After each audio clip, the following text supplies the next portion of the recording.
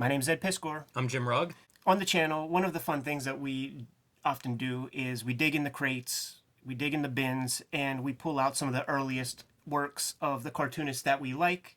I found a very early Rob Liefeld comic. It's incredible Megaton's legacy.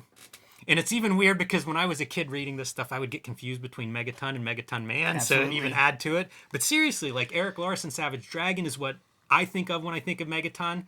This is an incredible find, Ed. I had not seen this before 5 minutes ago. Check this out, guys. And it was revealed on the Rob Liefeld shoot interview that you just go to Gary Carlson's page. I think it actually might be on BigBangComics.com, but he's sitting on weight. He's holding weight in several issues of Megaton. And if you remember, Rob said he bought it and then got an immediate refund. And Gary Carlson was like, you don't buy your own comics. Send it to him. $5. Yeah, that's a good tip. Yeah. That's something I plan to take advantage of. If you want it, get it fast because we'll make those disappear. And if you try to get them anywhere else, $30, $50. You know, this is CGC'd and sold for $200. Well, are we burying the lead? What makes this so exciting, Ed? What's so good about this comic? I'm glad you said that. And I wouldn't say it's burying the lead because it's in the title. But we're looking at some super early Rob Liefeld comics here, man. Super, super early. He has the backup story. This guy, Gary Thomas Washington, is an 80s a black and white comics guy that I really dug. He started to lean really heavy into the American manga vibe, and there are a lot of comics that would have his covers and stuff. I think he did stuff for even Vortex. Is it Vortex Comics, the Reggie Beyer stuff? No, it's Victory. You would see some covers and some collaboration in Victory Comics. Look at that. That's a good illustration. I right was there. looking at that, trying to figure out who that artist is. Angel Medina, another guy who would go on to have some prominence and a really good career. Butch Geist would come from Megaton. Like Gary Carlson, he had an eye, man. Chicago-based, I believe, Gary Carlson. Does that sound right? I can't claim that. I'm not sure. I might be wrong. But you definitely see him mentioned if you start digging through interviews with these guys, you know, and where they'd run into him. And it was really a good eye for talent. Absolutely, man. All these guys, they came from that fanzine circle, the APA circle and stuff like that, man. And he chose good dudes. Butch Geist was a dude that floated around in there. So we're talking 1987. Obviously, this is before Hawk and Dove. Yeah, which is, I think, why there's not more of this work is because Rob Liefeld starts getting DC and Marvel work at this time. So you get a little sample here, which this is incredible to me. Yeah, there's a lot going on here. So because of the DC impending works, man, this isn't going to see the light of day for another couple years, 6 years or so, man. I thought that logo was super strong on the Image comics. I automatically assumed that it was like a complicated, Photoshop perfect font. That's probably Kurt Hathaway, man. Wow. You know, that's a hand-done logo. Or Grass Green, who's a professional a letterer, like he's an artist, man. He's a full colorist. Like he's dope, But I mean that logo's perfect. And can we dig in here a little bit and see who we got, who we can expect to see in the future, because there's an interesting little piece here, right? So the leader of the team, Cougar. We see Brahma right there, who would be in Team Youngblood. Mm-hmm. Riptide, she'll be a Playboy model when she's in Team Youngblood. I think this guy's probably Link. We see him in Youngblood 0, and then he comes back in Youngblood Extreme Sacrifice with that different costume. Boy, I'm loving this rundown. Yeah, Photon. I always thought that was a cool design. And this is a proto version. You see the S on the chest right there, man? Sentinel. Right. And that's a young version. Like, when we see him next, he's going to be a little bit more grizzled, man. He's going to have the GW bridge, flat top. Oh, yeah, he's got the hairstyle, like, of the time, So he'll have the fade, he'll have the goatee. But this is the big thing, man. You recognize this character? I don't. That's Tempo from the Mutant Liberation Front in, like, the New Mutants and X-Force comics. Black chick with, like, her outfit is yellow. Man, I'm embarrassed that I don't remember that character. Yeah, he's going to sell that, man. You've exposed me, Ed. Oh, it's all good. So let's get into the strip, man. Written by Gary Carlson, pencils Rob Liefeld, inks by Tim Dizon. I've seen his name come up a lot in black and white comics. But here we go, Jimmy, man. This is the dude's sort of early effort, so he's going to go for it. And it has the hallmarks of an enthusiastic but young cartoonist. One of the things that's a big struggle, probably certainly for me to this day, I would bet for many cartoonists to this day, proportionality. So, in his big mansion, they got all the artist editions on that. These are big books. On that table back here, man. Also, a young cartoonist, man, they're not trying to truck any freaking tree texture, man. Couple of swiggles. Let the inker handle that part. Yeah, it's such an uninspired building. I'm sure reference in some ways to like the X Mansion. The idea of having these guys headquartered in this swank place, but not the best drawing there. Say what you want about Rob, whatever, man, but I would bet that he didn't have like the most robust morgue file. So you got to kind of make all this stuff up on your own, and chandeliers are a son of a bitch. Yeah, I don't want to draw a chandelier. The faces, though, I think all look pretty good. Yeah, not bad character stuff. Oh man, he has the Theo Huxtable, Malcolm Jamal Warner, turtle tail mullet. A lot of lines, baby. A lot of lines. You feel the Michael Golden. You feel the George Perez. You see some trades of trademarks of Rob Liefeld. I feel like that character really looks like him. Absolutely.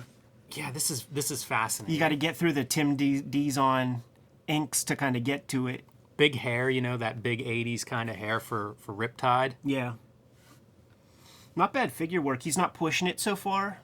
I wonder, like, the stuff that we sort of know him for, like with New Mutants, where it's like the super tiny upper body, super long legs. I think he started drawing that way after Fist of the North Star started being translated in English. And, he starts seeing that kind of thing. Because this is pretty reasonable. Yeah, it's a good word for it. It's not nearly as stylized as he would become. That belt on Riptide reminds me of the belt on Rogue. Sure. Jim Lee's Rogue. Yeah. And I think this is kind of Liefeld-esque, that pose. Yeah, that's fair. That's fair. It's definitely not nearly as stylized as he becomes, but it's kind of cool to see this. I think you can see some of his influences a bit more here. The Michael Golden kind of stuff I think you see a little bit of in some of this line work. Could be partially due to the inker, but pretty cool. Built for color. Not much spotting blacks. That's true. And you see the value of spotting blacks when you see this, because it's a very one-tone gray, and then like your eye just immediately goes to like these little spots of black. Yeah, it would benefit even from like a screen tone application, just something to give some separation. But you're right about the spotting of blacks is really something you don't see much here. They're resting on like a Hollywood sign or something. That makes sense. I think that was part of the Youngblood gimmick from the get-go, was the celebrity superhero concept. This is a Megaton story. These aren't the like, this is just an ad. But this is like, this is in the Megaton universe. So that's not Riptide. Right. That's not Sentinel. Right. Yeah. And they're just, like they're not taxing Rob with too much, man. Little superhero conversation. But the cool thing is, certainly if they're using any kind of Marvel method or whatever, make it interesting, Rob. It's two characters flying around, having the conversation. Look at that, man, resting on a cloud. Yeah, it feels like a little bit of reference to Michelangelo, creation. I was thinking about the famous two-page spread centerfold of Burt Reynolds on Yes. that bear rug in Cosmopolitan magazine. Look at that union.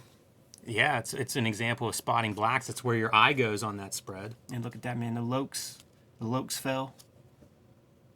Cool proportions on these guys. There's your inward turn knees. Look at the bend on the oh no, that's flat. I thought her toe was bent on a cloud. They're such a standing pose. Yeah, like they're on it's the really same grid. believable that they're standing somewhere. The way these feet are, everybody that says Rob can't draw feet or whatever, that's a pretty good foot. Except that they're in the air. Right. I really thought her toe was bent. Foreshortening is a bitch, man. Yeah. Takes a long time to figure that stuff out. For sure. That takes a long time to figure that shit out, man. The balance here is good, man, with that strong hand in the foreground and the. It's logo real on the interesting back. to see this as thinking of very young cartoonist, early cartooning work, Yeah. because you don't see extremes. You don't see an extreme close-up. You don't see anything too outlandish in terms of page layout. Qualities that I think he really helped make him popular. Yeah. When he shows up certainly at Marvel and maybe at DC a little bit. So those are traits that just aren't coming out yet, and some of that may come with reps and with confidence, and maybe once you get to a certain stage of pages under your belt, now you're trying to distinguish yourself, more and more.